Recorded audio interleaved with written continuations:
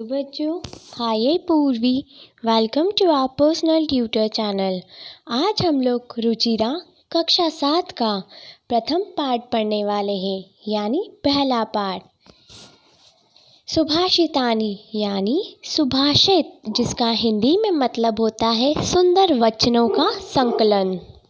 तो पहला वचन है पृथ्व्या त्रीणि रत्नानि जलमंत्र सुभाषितम मूंडे पाषाण खंडेषु रत्न संज्ञा विधीयते।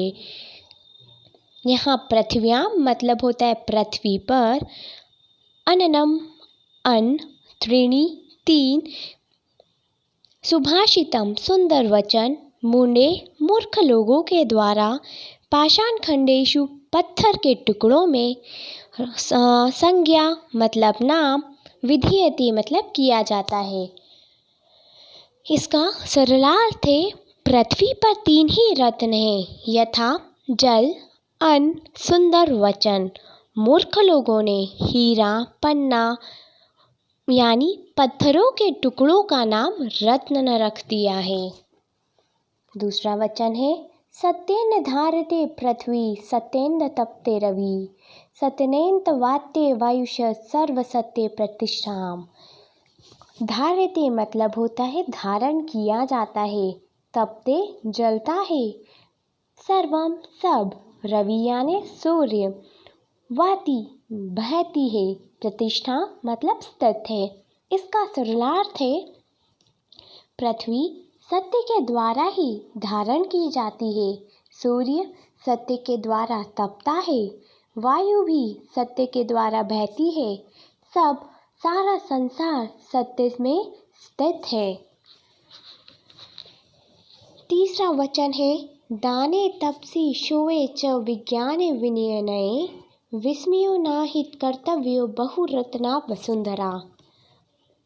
इसके शब्दार्थ पर जाएंगे तो दाने यानी दान के विषय में, नए नीति के विषय में, ही क्योंकि बहुरत्ना अनेक रत्नों वाली, शोये शूरत के विषय में, विस्मय आश्चर्य, वसुंधरा पृथ्वी, अर्थात यह पृथ्वी अनेक रत्नों वाली है, अतः दान, तप, शूरता, विज्ञान, विनय तथा नीति के विषय में आश्चर्य नहीं करना चाहिए।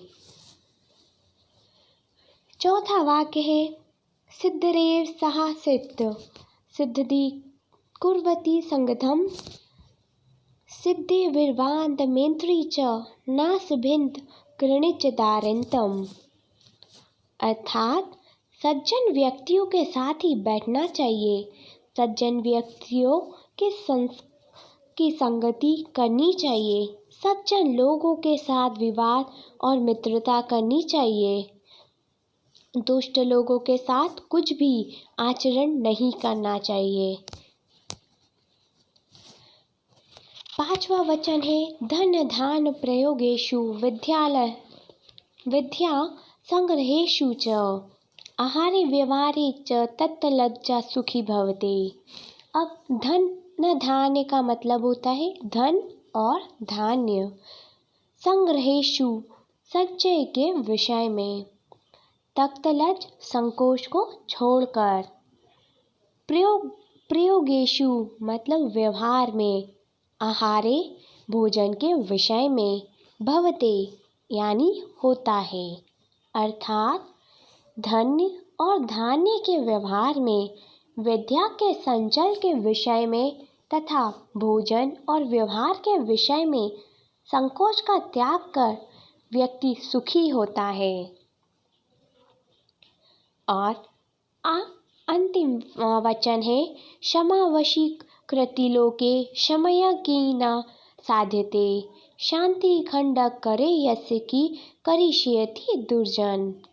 यानी लोके मतलब होता है संसार में, क्षमय मतलब क्षमा के द्वारा, यस्य जिसके, शांति शांति रूपी, दुर्जन यानी दुष्ट व्यक्ति, क्षमा क्षमा वशीकरण, सधीयते सिद्ध होता है, करे हाथ में, खंडक तलवार, करिष्यति बिगड़ सकता है।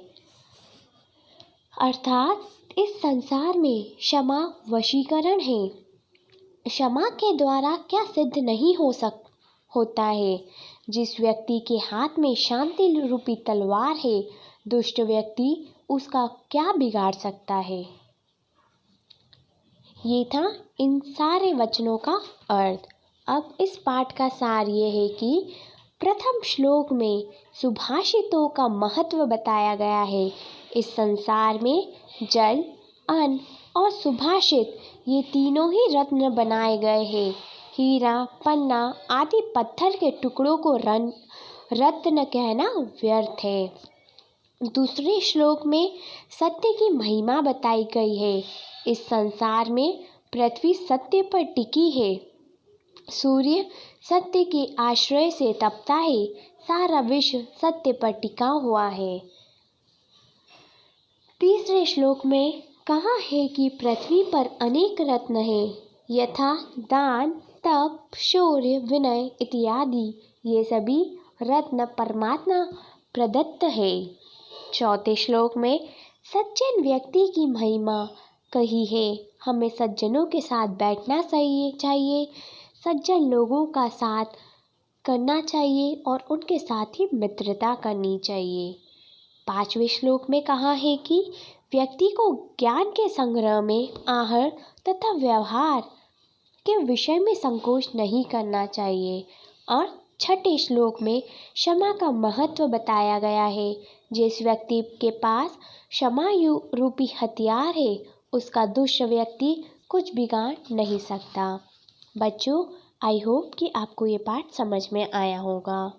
And if you have any query, so comment in comment box. Thank you.